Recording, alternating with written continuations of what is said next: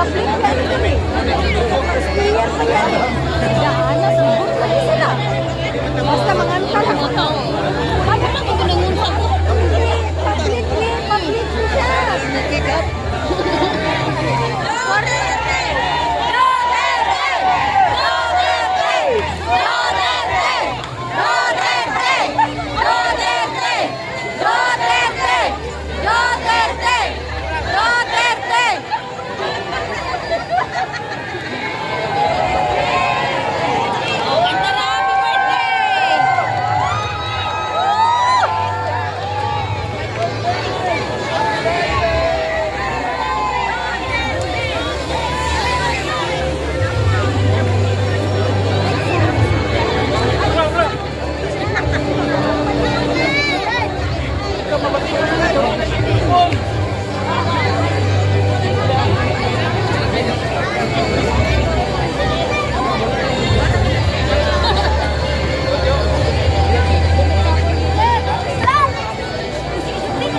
Miura ka, wala kay kontra.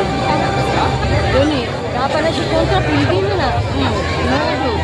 Isa yung ikuan ba? Yung ano? Sa iyong ikuan mo, wala mo ikuan mo. Rangon niya.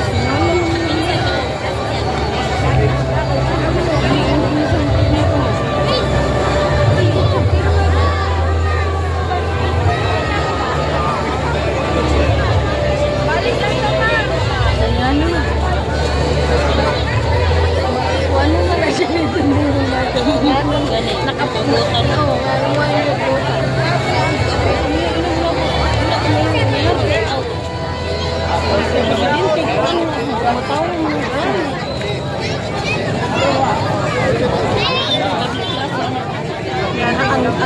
Ang Tagalay nasud gani nga wa kasabot sa mga sinutian subot ng gani pareho pa bang Pilipino.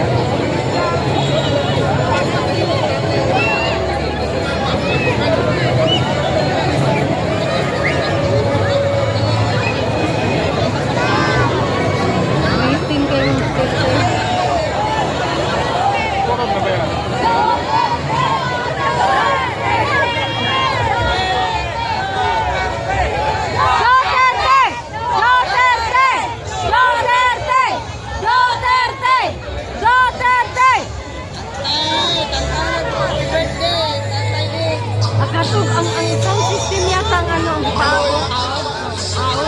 Nasasakyan ng rabang. Ay laban natin.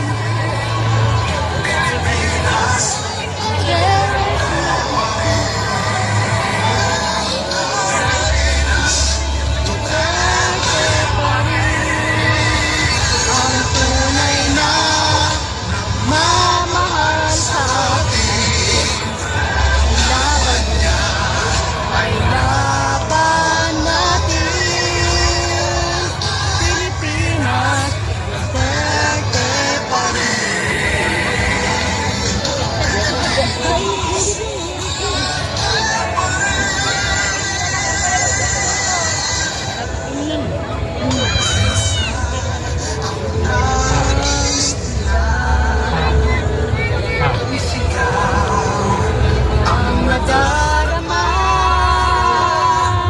Pilipinas,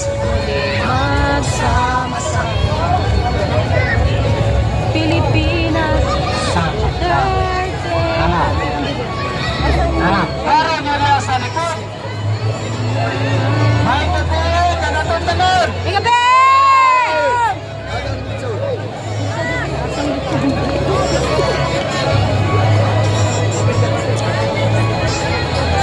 Bakit tao niya kung may gusto, malawag ka. Ulan, ubunggos daw. Magiging saging. Hello? Ay, di kita magpatiay. Asa na itong pagkaon? Hello? Cake, lagi uman. Cake.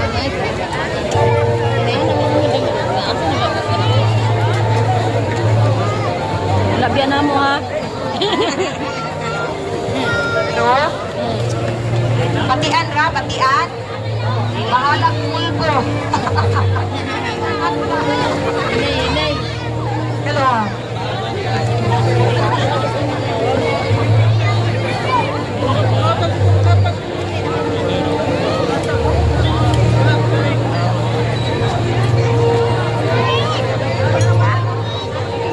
Ulat sa Tagapay ha, kaya nga to ang pagkaon na ay i-prepare ng mga around 700 packs. Donation na siya gikan sa Amerika. Oo. Gikan sa USA. Yay! Natuwa na. 700. Wala siya code for 700 packs. Tambok lang ta diri, kay ang ato ang microphone pa ginutunan tinuon ani. Bali ang ato ang imuon, mag-pray lang ta, dayon manganta ta, dayon mga unta, igo pud maabot ang delivery sa atong pagkaon ha. Wala man tay kagubot nga i-create. So for sure, wala po tay violation nga ginahimo.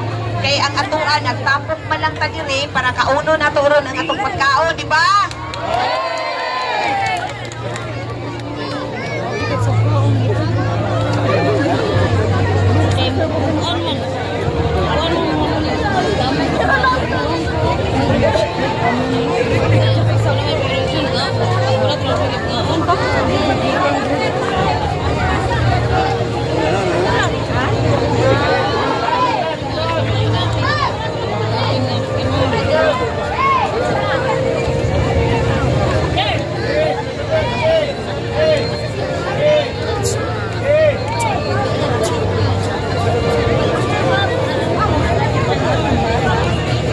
Sige po na anak ba? Wala din naka-record ba? Bak.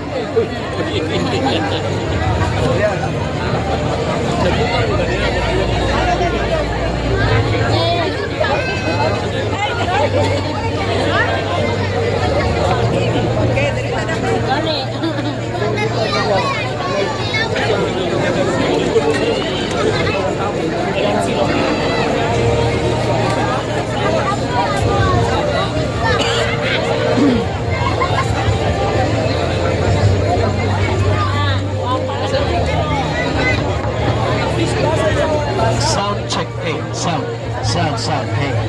Alright, sound check, hey, sound. Okay, sound, hey, sound. Okay, sound check, hey. Okay na? Pwede na? Alright, so, mayong gabi, na, kaninyong tanan. So, again, mayong gabi sa tanan, sa atong motorcade, no? Sa atong unity ride, no? Gagipatigayon nga not only nga mga taga San Carlos but from different cities and municipalities. So thank you so much. Daghang salamat no sa bilang sa pagsuporta sa aton Presidente Rodrigo Roa Duterte sa iyang birthday today. Alright, so simple na lang tandili, and then after that we will disperse. We will just pray. Sino man ang mag-volunteer nga mag-pray o maghatag. Okay? So, kadali, no? Na ako'y mensahe man sa aton si Madam Fritzy Dulocano. Go ahead, Dam. Hindi mabatian. Paduol na lang kadiritanan, be. Hello, paduol kadiritanan. Namibian ang magtapok ta, no? At least makitaan po ang ato ang force ba? Ang upa na lang ani na maupi. Nangadlo, kulbaan ko ta ni 1/4, oy. Paita sa balaod, yung i-provide ni ni kuan.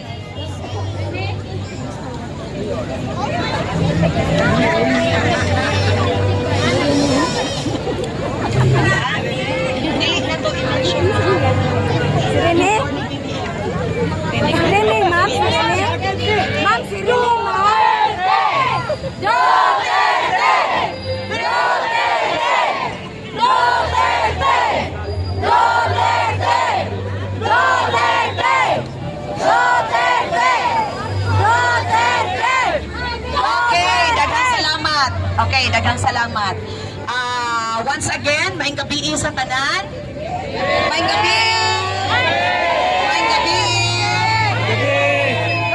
Atong pasalamatan ang kapulisan nga gitagaan ta nila tsansa nga gitagaan ta nila maskin gamay lang nga higayon nga magtapok ta karong gabi una. Alang lang sa paghatag na to og siguro mga mensahe nga ato ang mapaabot maskin I don't know makapol man gyud guro ni no, so makita po di sa uban nga mga kasilinganan nato nga mga municipalities and cities, pero kabalo gyud kita nga kani gihimo ni nato nga panagtigom dili ingon nga maghimo kita og kagubot, di ba? Ta diri para maghimo ta og kagubot. Di ata diri kay ato ang tagaan og special tribute ang atong pinalangga nga ex-President Rodrigo Roa Duterte. Duterte! Duterte! Duterte! Duterte! Duterte! Kabalo ang matagusan nato kung unsa ang mga kasakit nga ato ang nabatsyagan sa nahitabo niya karon. Much more nga painful natong mga taga San Carlos Seniors nga ningayo ta og permit nga wala matitay himuon nga malain nga nganong dili kini ihatag nato. Masimpol ra man nga butang nga atong gipangayo. Manong para nila ingon ani naman ka strange gyud nga dili nila ihatag natong mga tao. Wala man tay question sa ato ang local nato nga panggamhanan. Wala ko'y question ha sa ato ang local government nato. Ang ato lang nga tagaan tag tsansa tani once and for all nga ma-express nato ang ato ang mga sentiments. Kay asa man day nato? Asa man nato unsa na ipabuto? Asa man nato i-poured out ang ato ang mga sentimento kung dili ta kita magtapok-tapok. At least nakita nato nga daghan day kitang katawhan nga gapalangga gyapon ni Tatay Digong.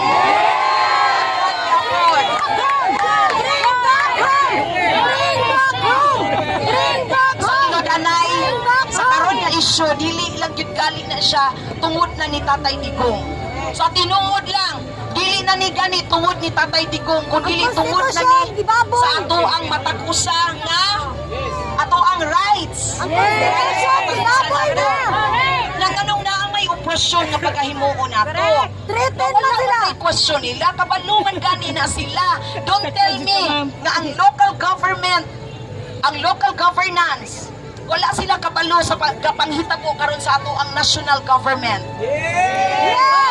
Bring back Kunya kung walay usa nga mo gawa sa iyang balay para iyang ipahayag ang iyang gusto niya nga ipaabot sa iyang mga isig katawo o ang iyang gustong ipaabot sa gobyerno. Kinsa man di ay lain nga musulti ani. Ang matapuan ni hilom na lang tatanan. No! Paghulat na lang ta sa atong mga panimalay. Hindi na lang ta mutingog ani. Okay na lang ta, unsaon ta. 3 years to come. Ang tulo ka tuig taas pa kaayo na. Dako pa kaayo taga pangutan. Dako pa kay tag-antuson anang tulo ka tuig. Dili na lalim. So wala sila himuon. Kita wala po tayo himuon nga sila ang panggobyerno nga sila dapat atong gibuto, atong gibutang diha para sila mo imudala sa atong tingog ngadto sa national government kay para mahibalaan dito kung unsay sentimento sa taga San Carlos, taga Calatrava, taga Valle Hermoso. Para mabalaan man dito taga Tuboso kung unsa nga ato ang gibati. Kung unsa na ron ang gapanghitabo ron sa ato ang nasod. nga dili ni siya hamak.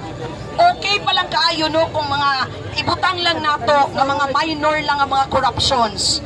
Okay lang, pero ang nahitabo ron dili na minor nga corruptions. Harap-harapan na ta, harap-harapan na ta nagipangkilan.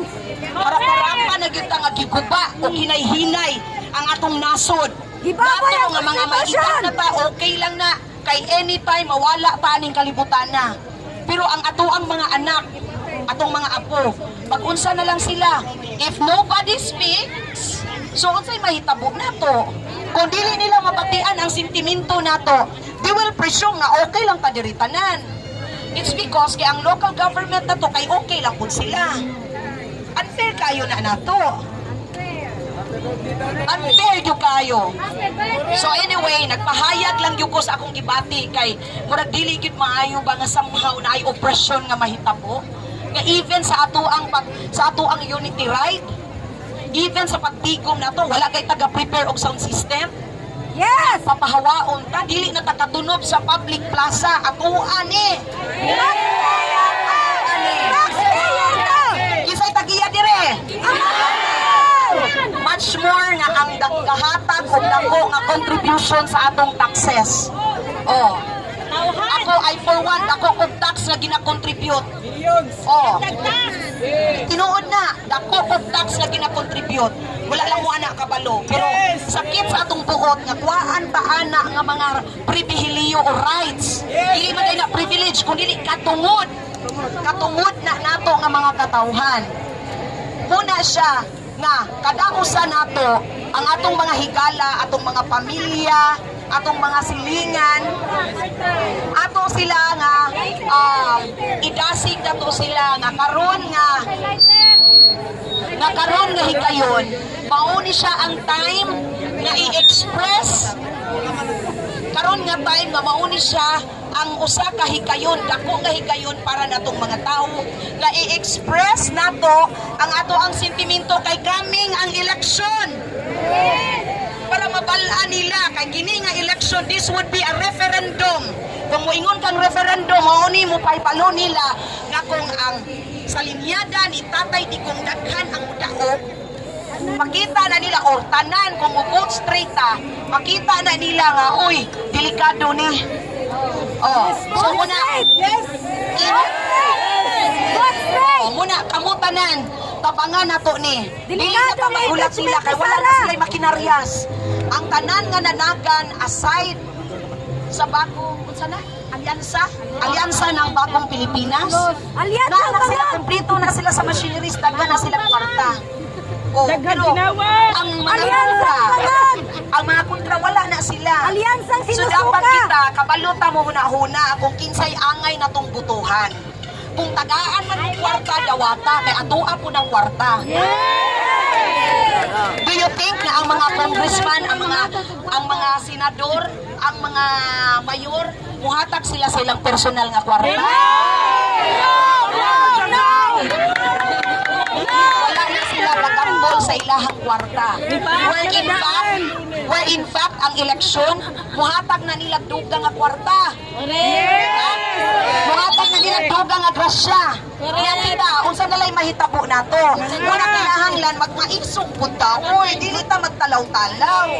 Anong man mahatlok Gawat ta? ang mga nakabarong. Dili ka dapat mahatlok. Kaya kung mahatlok na mag-unsa na lang ta. Oh. Kanina, o diingon lang, nga papahawaon ta kay dakpon ta. May magsama-sama tayo! Ang prisuhan sa bayra, kita na Sa sila! 880, i-provide na siya para natong mga tao. Magpapriso ta! I-ensure ang Libre mga pagkaon katauhan dito! na pwede kitang magatigom peacefully sa usa ka public nga lugar para atong ipahayag ug unsa man kani ato ang mga against nato sa government. Not necessarily nga mo acquire kita og permit. Basta peaceful lang ang atong panagtigom. Kay right na nato that is being provided in our constitution. Naatay right nga gi-provide sa atong constitution.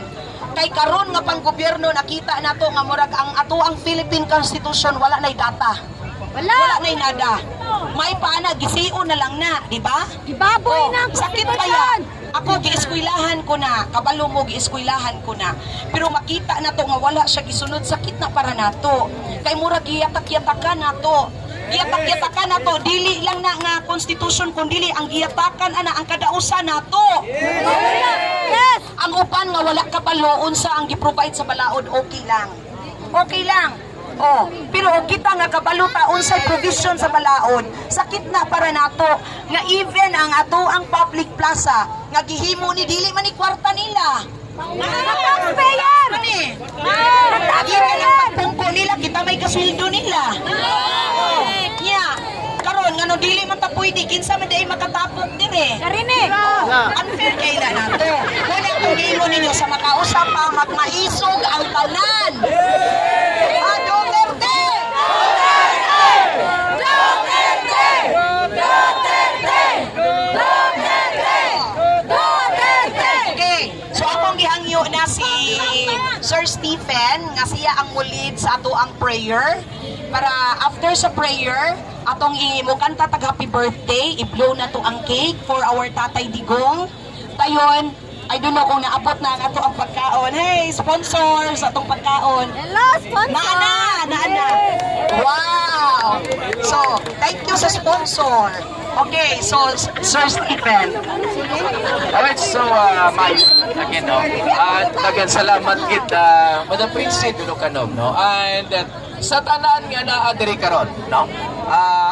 Thank you very, very much. Dagang salamat. Madamo gid nga salamat. Ilabi na sa mga taga Gihulngan.